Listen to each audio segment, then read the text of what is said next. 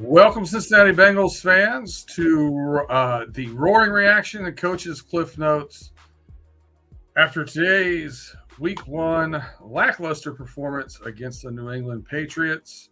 Bengals lose 16-10 and muster, wait for it, 224 yards of total offense. Not the problem I thought we were going to have. Let's just rip the Band-Aid off. Coach Zach Taylor is 1-5 in season openers. And, it seems like we dig ourselves a hole when we talk about this every year now. Justin, biggest disappointment of the day, man. Let's just go every single one of them. Every single one of them. Just completely disappointing. This was a New England Patriots team that was clearly showing that they were rebuilding for the future. They didn't have anybody explosive on offense or defense, even though I did like their defense to an extent this offseason. And you just gone out there, laid a complete egg in front of your home crowd that you told us everybody to dress all up in orange. And you were going to dress all in orange. This was supposed to be the perfect setting that we were setting the stage. It's three seasons. And yet here we are, once again, losing the game that we should have won and looking bad from it. That's my number one takeaway. Yeah, neither team looked particularly great. 4.5 yards of play for the Patriots, 4.7 yards of play for us. Tim, what was your biggest disappointment from the game? They didn't fix the run defense still. Yeah, it's still a shit show. Excuse my French. I don't know what else to say. It's the typical Cincinnati Bengals start of the season, and Joe Burrow's 1-4 in week 1, and Zach Taylor's 1-10 since he's been in 1-10 in week 1 and 2 since he's been a coach for the Cincinnati Bengals. It's just, what do you expect? They threw the ball 29 times and ran the ball 12 times, and defense couldn't stop a fly. I don't even think – I think if there was a swarm of flies, I don't think that they would have stopped one of them. So, yeah, run defense is just the same run defense. And for you Bengals fans out there that might be angry at me saying this, but it doesn't matter if we had DJ Reader or not. He didn't stop nobody when he was with us last year, and the Bengals defense is not stopping anybody this year. Yeah, here we go again. Yeah, gave up league-tying 4.7 yards per rush attempt last year, and right back at it this year. Stevens had 4.8 yards per carry, and the Patriots ran for 170 yards on the day. So they were able to control the clock, muddy the waters. We were slow and sluggish in that first half on offense. And, the definition of insanity, doing the same thing over and over again, expecting a different result. Every year we get off to this bad start, we've all talked about, and every year we continue to not play players in the preseason and not do the same preparation and then start the same exact way. At what point do you think a light bulb is going to go on and say, hey, we want to try something different, especially like look at the last preseason game, we had Joe Burrow in street clothes getting interviewed, and they asked him if he wanted to, if he would like to be playing, and he said yes, flat out yes. So, I don't know, like, do you think we'll ever see a change in that, or do you think that this is something that Coach Taylor's just going to be stubborn about, and that's what he's going to do? I think Zach Taylor is going to continuously do this. He's going to continuously call the offense. I just don't think it's going to change. Unfortunately for us, maybe a light bulb will go off one of these. Maybe Zach will, bump his head on the kitchen sink or the bathroom sink and say, you know what, hey, that's a good idea. Maybe I should have Joe and them out there, a couple more series in each game and everything. But I don't think it's going to change. I mean, do you think there's going to be any change, Justin, and as far as how they approach the preseason, the off season, and training camp? Or do you think this is just the way the Bengals are going to do things, regardless if they're 1-10 in the first 2 weeks or not? Until something actually changes in the regular season, when they're actually starting better, it's going to be the same, no matter how many different types of changes that they make. This was the first off season that you had Joe Burrow fully healthy, so to speak, coming off of a season-ending wrist injury last year and whatnot. This was supposed to be the first normal training camp that he had. We all was just jubilant about that. And yes, he made some snaps in the preseason and looked good doing it. This was supposed to be the year that, okay, all the dominoes and all the chips was going to fall in favor of the Bengals of starting fast. You have a weak schedule. Let's just call it what it is. But I keep going back to this when it comes to Zach Taylor. I've seen this song way too many times. Strategic game planning is just not his best attribute as a coach. And that's one of the great things that you're supposed to be. That's one of the things that you're supposed to be great at in order to be considered a great head coach. But let's look at the facts here. Zach Taylor still has a losing record as a head coach of the Cincinnati Bengals. Albeit, I get it, 2019 was just a monsoon of storm from just transition from the Marvin Lewis era. You didn't have Joe Burrow. I get all of that. But then you got Joe Burrow. You supplied him with nothing until you got Jamar Chase. You were transitioning then, and even then, you still were starting off really bad. And I don't want to put it all on Zach Taylor, but the problem when I look at his play calls and I will look at his formula to try to go out there and win the game is that he puts himself in these bad holes. And I'm not going to just shy away from blaming Joe Burrow too, because they did the exact same thing today. This game was very reminiscent of the Halloween game in 2022 against Cleveland when Jacoby Brissett was starting in that game. All they did was keep away from the Bengals offense, ran the ball. They know the defense couldn't stop the run, and then just play an effective enough passing game to where you're not really trying to threaten anybody downfield. You're just trying to open it up because you know you're running the ball effectively. And then on defense, let them try to play this tee off their heels while the Bengals trying to get going on offense. And then all the Bengals are going to do is just play right into the cards of the New England Patriots. I've seen this happen in Halloween on 2022. I've seen it last year, week 2 against the Baltimore Ravens. And now I'm seeing it again. The Bengals just do not understand how to actually win games when teams are strategizing and game planning to take the ball out of your best players' hands. And that's my issue with Zach Taylor right now. And until that changes, it's going to be more of the same thing. Yeah, one of the things that we do in this Roy Reaction and Coach's Cliff Notes that I like is kind of cut through some of the coach speak and mumbo jumbo from the post-game press conference. And there was a lot of talk in that post-game press conference. Several questions about pushing the ball down the field. And Joe Burrow, we take what the defense gives us. We don't. At some point in time, and I agree, making the smart read and making that smart play and pass is good.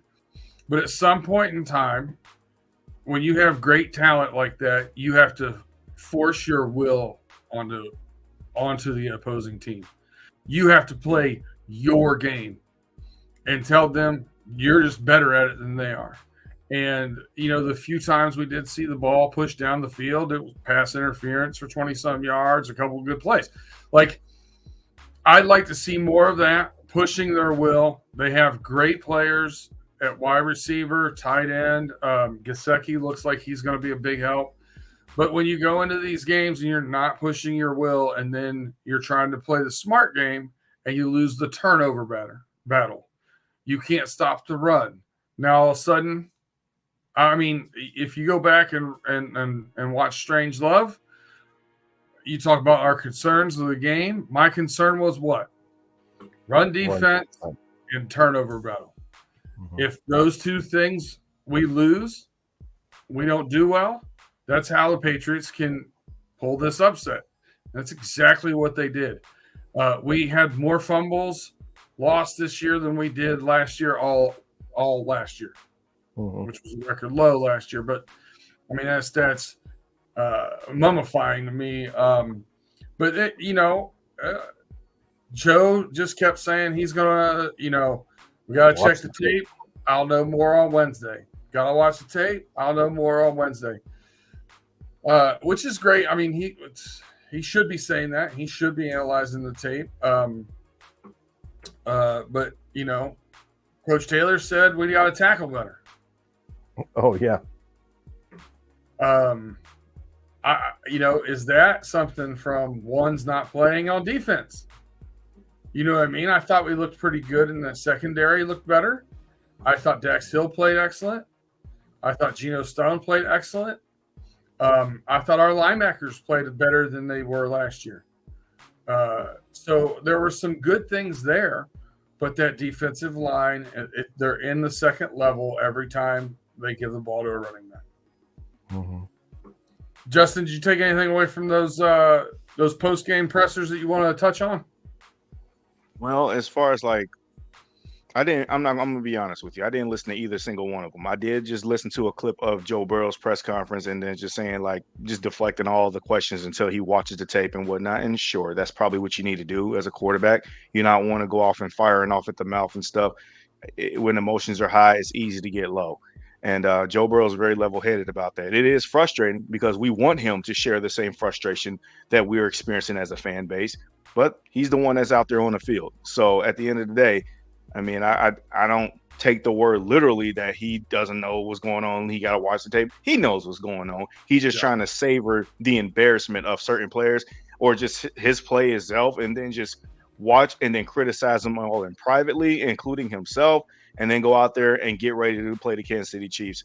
As far as Zach Taylor go, I think that we've reached, at least the fans I can speak for, I think we've reached the tunneling calling card that Zach Taylor's message is getting stale among the fan base. As I stated, this was an unacceptable loss. This was not a good New England team whatsoever. We've already said and made jokes this offseason that the Bengals can trot out 10 guys on offense and still beat this version of the New England Patriots. But that proved to be the exact opposite. And they beat you. And that's kind of like what we've been saying with this whole entire time. And as far as the run defense goes, you're absolutely right. I need Zach Taylor to own that a little bit better because, well, yes, while he is the head coach and while he is saying, hey, I need them to tackle better and stuff like that, dude, you need to get inside Lou Anarumo's behind and tell him that, dude, we supplied you all these pieces. We've revamped the secondary for you. You guys still looked and played like you were miscommunicating in the secondary back there. Now, granted, you didn't allow a lot of big catches, but New England's offense is not designed to allow big catches. What they were designed to do, and they committed to it, and they told you that they were going to run the ball. And yet you had all offseason prepared to be able to stop the run. Ramondre Stevenson, he could have literally easily went off for 200 yards today. He seriously could have. But they got away from their game plan for a little bit. New England did. And it almost seemed like the Bengals were going to just turn this thing around with the flip of a switch. But then it just never happened. So we need Zach Taylor to take a little bit more accountability on the overall team performance, more specifically on defense too, and not just saying, well, that's Lou Anarumo's job. I'm not saying that he said that in his press conference, but the messaging has just gone stale to the fan base to the point where I don't really take anything that he says with any type of seriousness. Because what he got on deck is a Kansas City Chiefs team who just won on Thursday night, had 10 days is going to have 10 days to prepare and staying at home to come and see you. And I don't want to hear no talk about 3-1. And looked good. And they know how to run the ball better than they have in years past. So with that being said, you've opened the doors wide open for Andy Reid and Patrick Mahomes and company to be able to call whatever they want. And you better be ready for it. Because if not, we're going to be talking about a lot more than just, another 0-2 start to the season for the third year in a row. I'm already writing that. And spoiler alert for the next podcast. I'm already writing that as an L after what I saw today. I'm sorry to be overreact after week one, but it's just not acceptable. It's not, and no other fan or any player or whatever the case can tell me otherwise.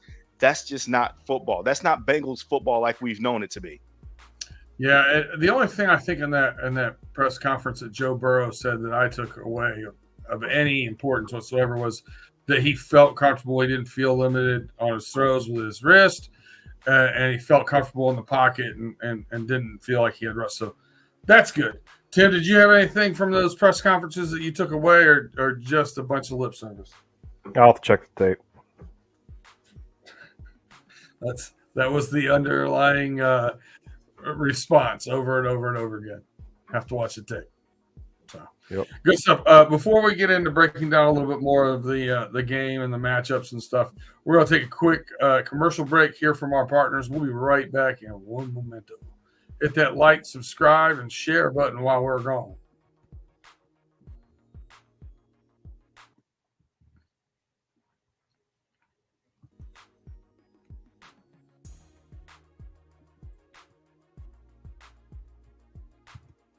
All right, welcome back to the Running Through the Jungle crew.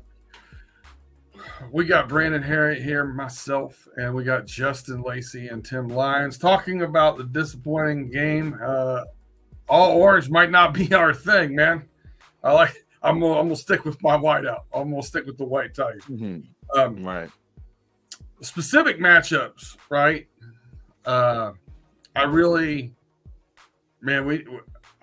Can McKinley Jackson, can a healthy Chris Jenkins, can those guys, can they boister this defensive line at all? I saw BJ Hill got nicked up. I don't know what's wrong exactly with him because I was listening to it on the radio more than watching it. I believe he came back, though. Didn't he come back like the next play? Did he come back? I just know he went out. So I think he came back the next play. That's good. So do you think that those guys can help with this defensive line, or is this more scheme things? Do they need to, if you're not going to sign, T and you're doing all these other things, do we need to put some more money in the defensive line? Do we need to put draft picks? Like, what's your take on this? I'll let you start with this one, Tim. I'm going to say it's play calling. It's the scheme. It's the play calling. It's the same vanilla BS that we've been running for the last 2 years. And, the thing is with Lou's defenses, it's all or nothing, and it's not paying off for us. It is not, literally we can get there, tackles for losses here and there. But I'm going to say 75% of those plays, they're positive plays. It doesn't matter. It's the scheme. And I'm sorry to say this, and no, actually, I'm not even sorry to say this. I think Lou's time, if he doesn't improve this season, I think Lou's time's coming to an end. I honestly do. And I know that, people might be saying, oh, well, Tim, you're saying that awfully soon. No, we've seen this for a couple of years. Yeah, don't get me wrong. We had one season where was the top 10 in defense. Yeah, we had that 1 year. But last year, and then now here we go again this year. Is it the play calling? Is it the coaching? Is it the schemes? Is it the players? You know what? If the New England Patriots can come out there with the defensive line that they have, because let's not forget, Judon's gone. Barrymore's out with blood clots. They've got guys from last year, maybe had 4 sacks, during the whole season. They figured it out. They know how to shut us down. Yeah, they have Christian Gonzalez and Jonathan, and they had 5 returning DBs from last year. They shut down Joe Burrow. They were giving him what they wanted to give him. So again, if the New England Patriots can figure it out, Lou needs to figure it out now.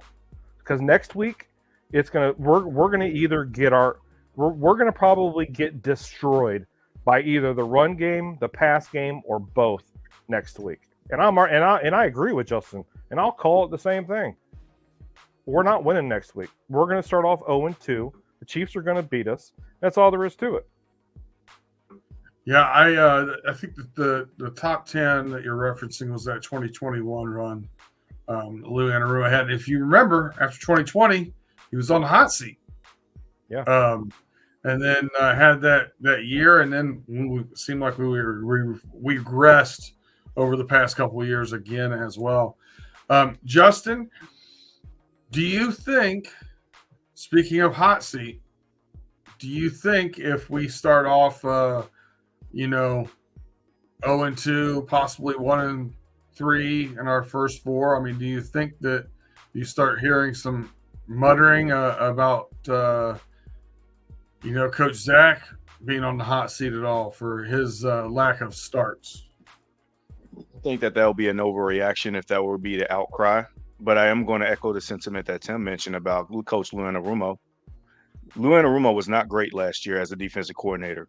No matter how you want to spin it, everybody sings his praises for the last 3 years and stuff, and I understand why. Going to the Super Bowl, going to back-to-back AFC Championship games, looking dominant as all hell in 2022. But in 2023, you clearly saw regression, and it just showed yet again, that regression has just not found its way to the other side again. And I don't know what they're going to do about that. I do think that if you do not start off fast like you think you should, and you have, again, as I keep mentioning, you have the perfect schedule to line yourself up for. This should have been a loss today. Then it does call for some public outcry that, yeah, I think you might need to make some changes on the defensive side of the ball next offseason. And I don't care who goes along with them regarding that, because I'm sorry, the idea that you got all of these pieces and you still can register not one sack. Trey Hendrickson was beating the left tackle like crazy, and he still couldn't get home. Joseph Asai was not getting home. Sam Hubbard was playing some of his worst football, and he's supposed to be healthy. And again, I'm not trying to overreact to week one, but it's the same script from what I saw last year going into this year. You have no interior pressure. DJ Reader would have helped stop the run to an extent, but it still was bad when he was there last offseason. Last season. I would like to think that the additions of Chris Jenkins and also who else was out that had an injury that you had mentioned? Is on IR. McKinley Jackson.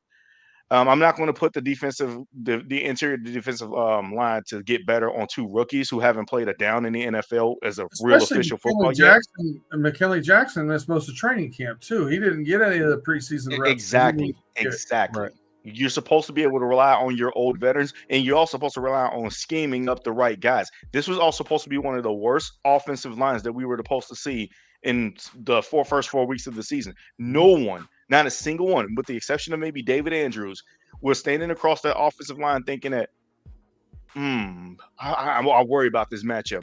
Not even Michael Onwenu, that guy who signed an extension with New England. Nobody was scared of the Patriots O-line. In fact, we were all thinking that was the worst part of their team. And yet they able to muster up and do that. You couldn't even get to Jacoby Brissett not once. Not one sack. They got one sack. Dax Hill got credited with a sack. When Jacoby Brissett was sliding, when he was sliding because he wanted to run out the clock, I don't count that as a sack. Sorry, I know it goes down in the book as a sack, but that doesn't count as a sack to me. And by all means, Dax Hill was still missing tackles. I like that he wants to get in there and play the part of trying to get in and stop the run, but he was playing out of position because he was still missing tackles when he was getting there quick in the backfield like that. And not one turnover. It's very frustrating. So I think that after the first few weeks, you're not going to hear any chirpings. Maybe the super aggressive, angry fans is going to want to call for Zach Taylor's head, but that's not going to be the public outcry. What's going to happen is now we're going to pan the camera to Lou Anarumo and was like, what are you doing? This is not acceptable, dude. Like, you don't get this together, you got to go. And this is probably why you've never gotten a head coaching gig throughout this entire time, even when your defense were great. So you better button up, bro. That's who I would say and point to as the guy that should be on a hot seat. Mm-hmm. Tim, you agree with those sentiments, or do you think Zach Taylor might get some noise if we start off poorly again? I don't think Zach's gonna. Everybody loves Zach. I can't blame everything on Zach that happened on the offensive side of the ball. But yes, Zach should be putting foot in butt when it comes to Lou and the defense also. But, I'm not going to blame it all on Lou, or I'm sorry, not all on Zach. Zach and our offensive coordinator, what's his name again? I forget. Yeah, anyways, pitcher, yeah. Pitcher and Zach, they need to get this offense together. They need to figure it out. We had some crucial turnovers when it mattered. The offense looked vanilla. Into the end zone. Yeah, the offense looked vanilla like always. We ran the ball 12 times. We threw the ball, 78% of the time. It's just the same. It's the same thing. Everybody's expecting what's going to happen, and I think that it's going to continuously. If they do not figure out these schemes and change something, we're going to have a rough season. I'm not going to be like, oh, we're going to end up last in the AFC North. No, there's a possibility. Usually around week 3, 4, maybe 5, they finally start clicking and cooking. But we can't be having these we cannot be losing these trap games. And I can see if it continues to go this way, we could lose a couple more games that we should have won. Yeah, man,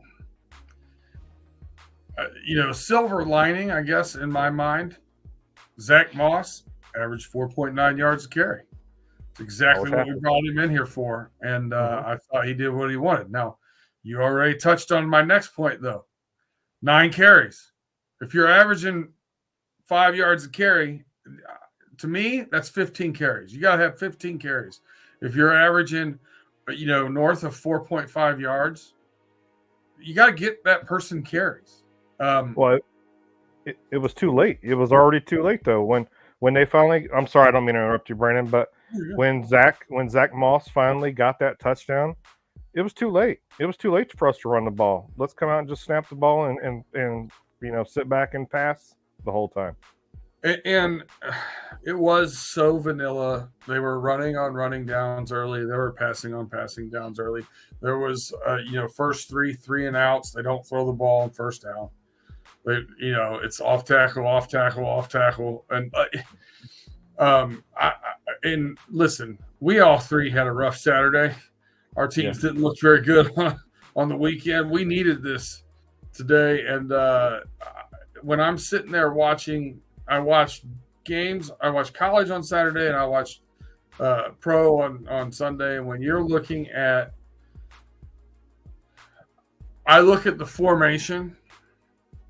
When I did get back, and I was able to sit down and watch the end of the game and stuff, I looked at the formation and knew where they were going with the ball. Mm-hmm. I'm a huge Bengals fan. I do a Bengals podcast, but in no way, shape, or form am I a defensive coordinating genius. I should not be able to know those things. Mm-hmm. But it's just so monotonously repetitive to me that I think we got to start mixing things up. And I'll go back to what I said last year. I was really looking forward to Callahan calling the plays, and then he left. So here we are again with Zach calling the plays. I would like to see, but listen, 5 yards of carry for our bell cow back. I'm okay with that. But I think you got to scheme a little bit better. Now, were they trying to play vanilla and hold stuff for next week? Maybe. But if you are, it's the NFL. Every game's hard to win. Like, you can't just rely on talent to walk out there and just take over the game.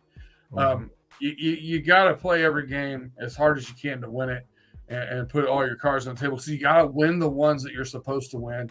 And here we are again, 0-1, losing games that we shouldn't lose.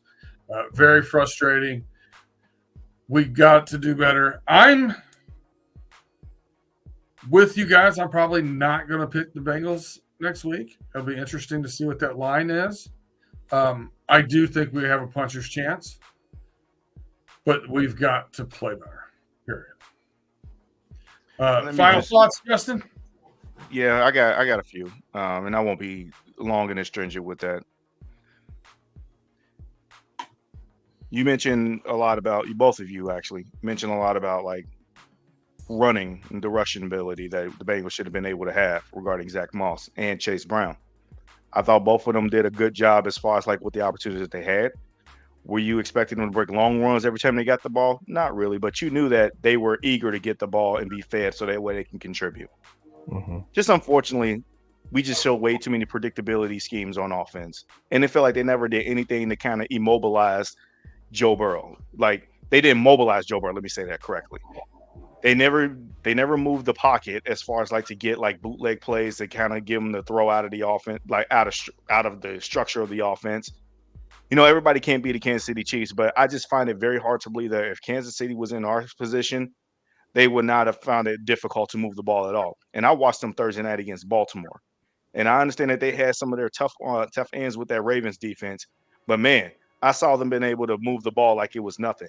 The Buffalo Bills was down 17-3 at home against the Cardinals, an Arizona Cardinals team that a lot of people did not give a shot. And yet they stormed all the way back, not only to tie the game, but they ended up going explosive and going nuclear in the third and fourth quarter and ended up winning the game. albeit it was about 6 points. 28-3 was the final score.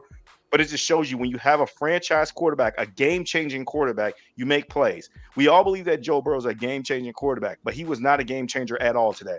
Now, I also will say this.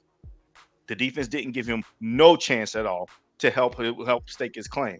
He did make a couple of great throws. I remember one to Andre Yoshivas when he just read the defense as a pre-snap read. He knew he was going to go with the throw. That was an amazing read.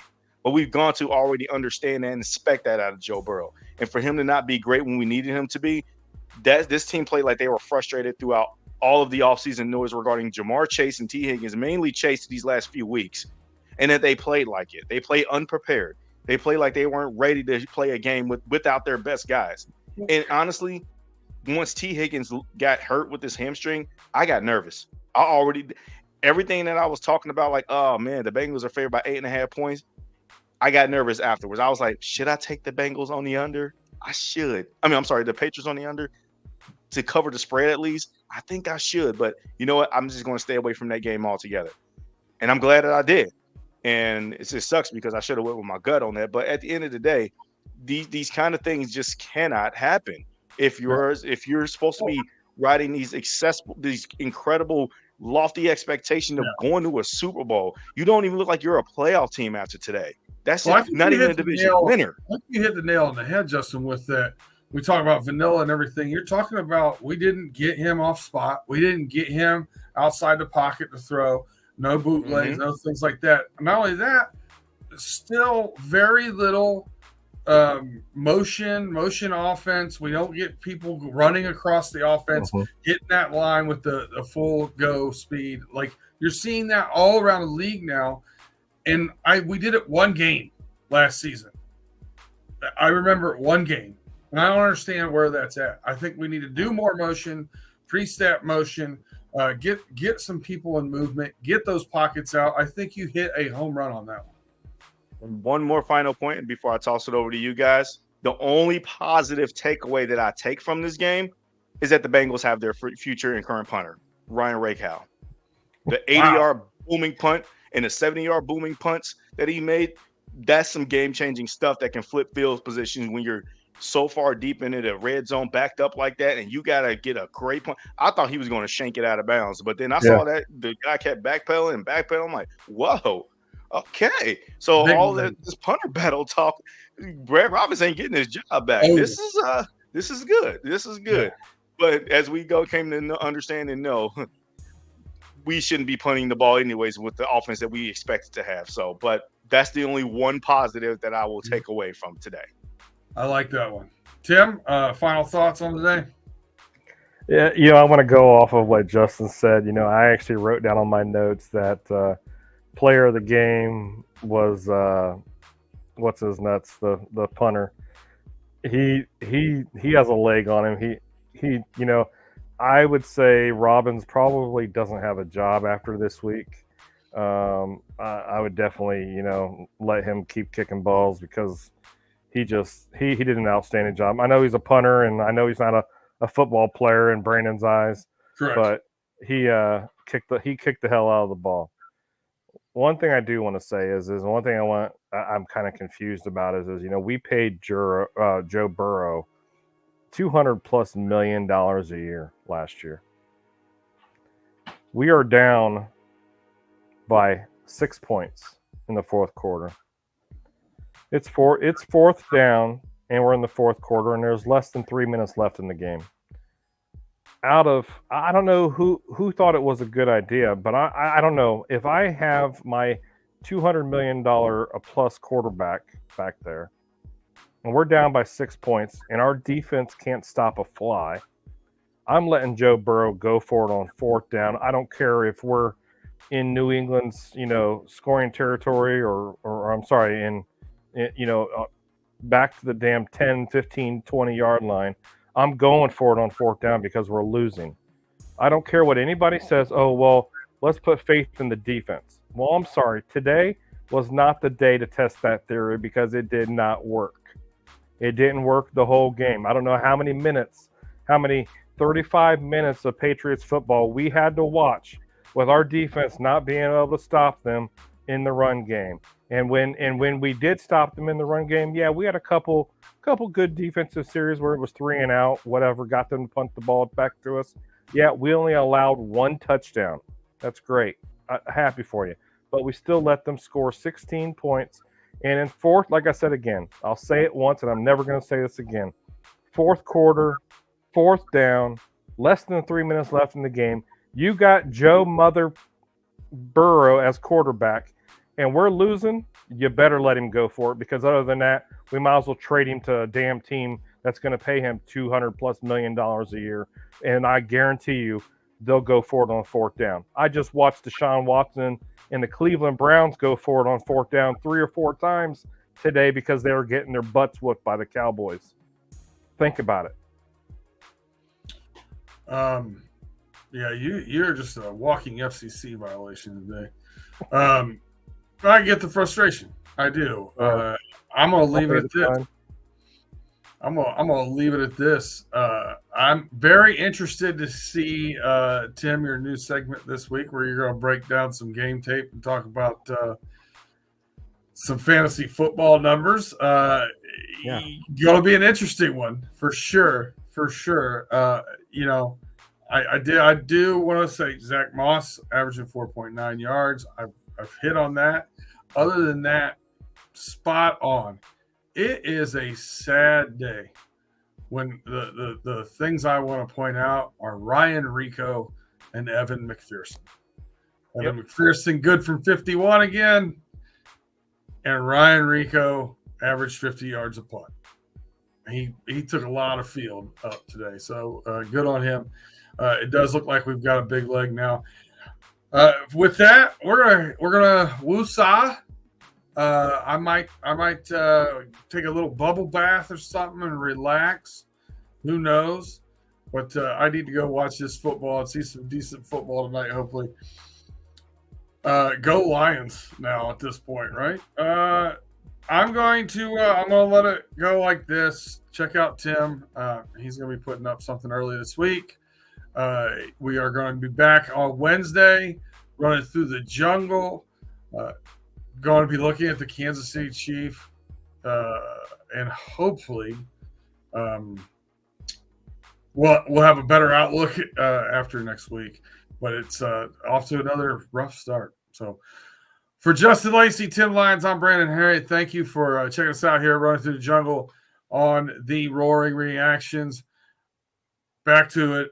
Back to the drawing board. We're out of here.